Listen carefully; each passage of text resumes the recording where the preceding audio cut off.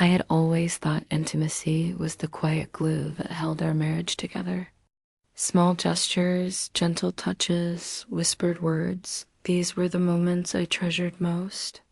But one evening, that sense of closeness was shattered in a way I never expected, leaving me stunned, humiliated, and questioning everything I thought I knew about my relationship with my wife.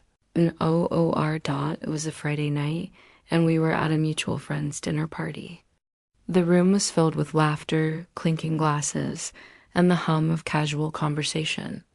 I felt a surge of affection for Noor, inspired perhaps by nostalgia or by the warmth of the evening.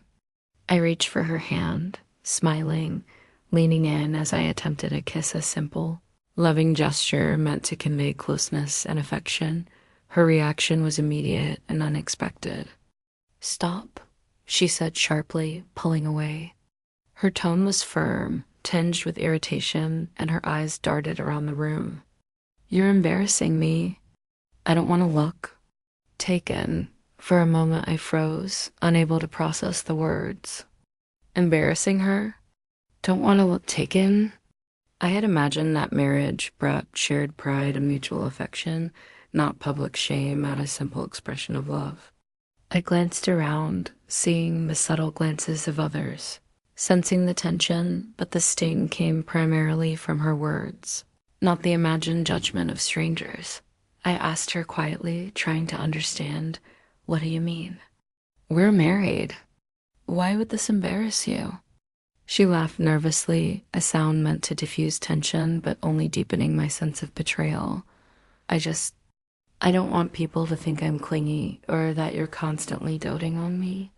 It's awkward, she said, brushing off my concern as if it were a minor social inconvenience rather than the emotional dismissal it truly was. Rest of the evening was a haze.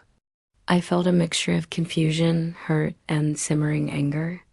Every small gesture I made, every attempt to be close, was now filtered through the lens of embarrassment. I realized that what I had taken for shared intimacy and affection was, in her eyes, a potential public humiliation. The realization struck me harder than I could have anticipated. The person I trusted most in the world had publicly and explicitly rejected the idea of closeness in favor of social appearance. Over the next few days, I attempted to address the issue privately. I asked Noor repeatedly why she had reacted so strongly, why she seemed to care more about appearances than the shared bond of marriage. Each time, her answers were evasive or dismissive. "It's nothing personal," she said.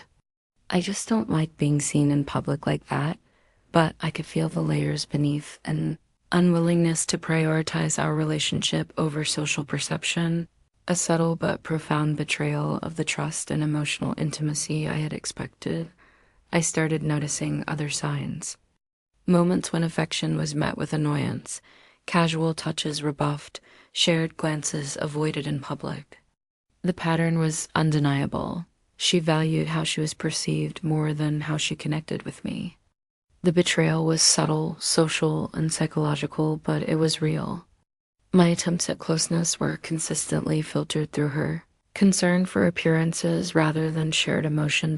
It was humiliating, not because of strangers' opinions, but because of the woman I had married. The intimacy that I thought defined us was now conditional, contingent on her comfort with being perceived by others. I realized that trust, emotional openness, and shared affection were being undermined by her priorities, and that the foundation of our relationship was not as solid as I had believed.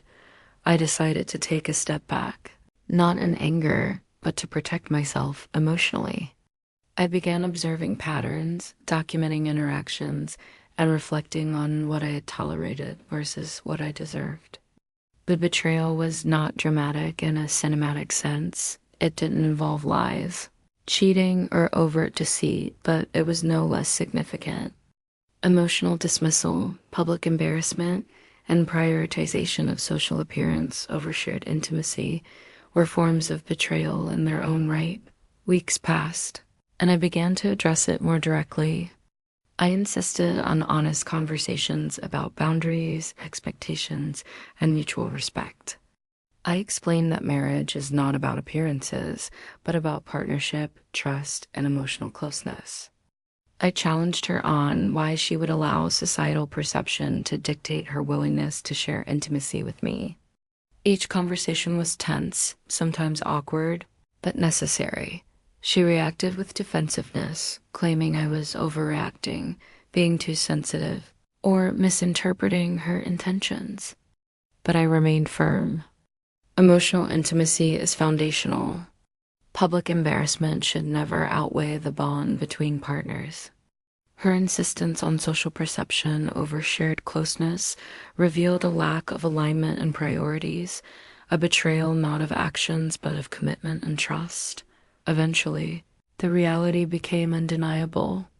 Noor had chosen appearances over emotional connection repeatedly, and the pattern was not changing. The person I married, the partner I had trusted to share life with fully, was not capable of prioritizing our bond over superficial concerns. The betrayal, subtle yet persistent, demanded consequences. I realized that intimacy, trust, and mutual respect cannot coexist with prioritization of social image above shared connection.